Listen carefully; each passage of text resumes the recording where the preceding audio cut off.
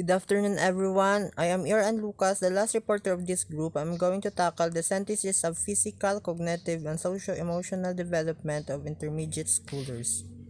According to Anonymous, synthesis of physical of the intermediate schoolers, the period of late childhood is the period of calm before the growth part of adolescence.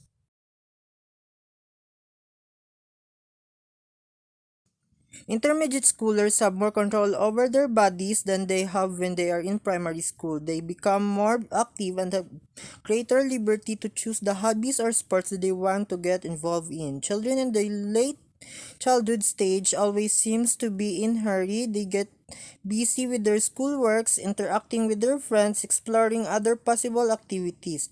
But this period of physical development seems to take leisure pace.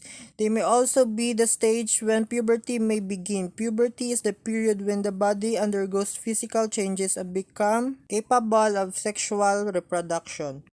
Here are the physical development happens in intermediate schoolers. Early puberty. On the average, girls are generally as much as 2 years ahead of boys in terms of physical maturity, although this development may be determined by how close a child is to puberty.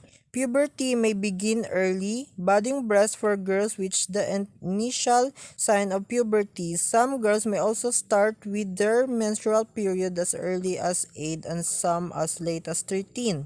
Puberty changes start when the brain triggers the production of sex hormones. There are some changes that may happen to both girls and boys during early puberty. These are the different physical development for intermediate schoolers. The boys have height increase very quickly and layer than girls. Shoulders become broader. Face alters, changes in face and more pronounced than girls. Voice become lower and deeper. Facial hair and body hair starts to grow. Testes produce sperm cells. Nocturnal emission occurs. For girls, height increase in very quickly and early than boys. Hips become broader. Face alter change in face are less distinctive than boys. Voice becomes higher, body hair starts to grow, ovaries produces egg cell, menstruation occur. Synthesis of cognitive development of intermediate schoolers. Cognitive development means the growth of a child's ability to think and reason. This growth happens differently from 6 to 12 years old and from ages 12 to 18 years old. Children ages 6 to 12 years old develop the ability to think in concrete ways. These things are called concrete because they done around objects and events. Children in this stage are already in their late childhood. Since childs in this stage are already in their childhood, rapid development of mental skills is evident. According to Jean Piaget, concrete operational thinkers can now organize thoughts effectively. Although they can logically perceive the immediate situation, they can apply what they have learned to situations and events that they can manipulate. Initial cognitive characteristics. Intermediate school children greatly enjoy the abilities that they can now utilize. Their thinking skills have become more effective as compared during their primary years. Their schoolwork is now complicated. Reading text become more longer. Problem solving have become every part of their lives. Thinker can organize thought effectively although they can logically perceive the immediate situation. Their thinking skills are more effective as compared during their primary years. The children in this stage marked by wide application of word attack. Older children have no longer and more flexible attention span compared to younger children. Children in this stage are open to explore new things, encourage different response from each children.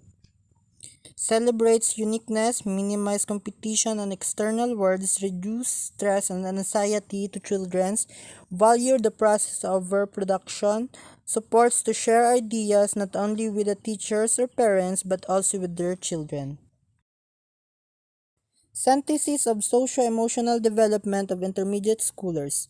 Social-emotional development represents a specific domain to children development. It is a gradual integrative process through which children acquire a capacity to understand or experience, express, and manage emotions and to develop meaningful relationships with others.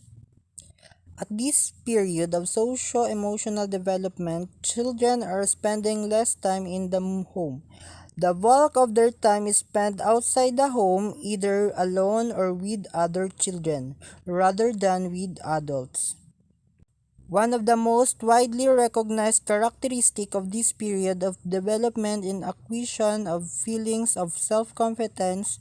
This is what Erik Erikson referred to when he described the development task of middle childhood, the social crisis industry versus inferiority.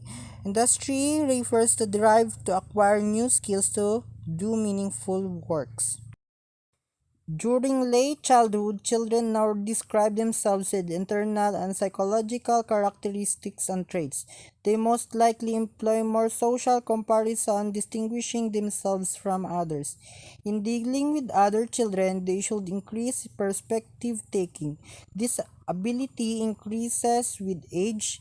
Perspective taking enables the children to judge others' intentions, purpose, and actions. That would be all. Thank you and God bless.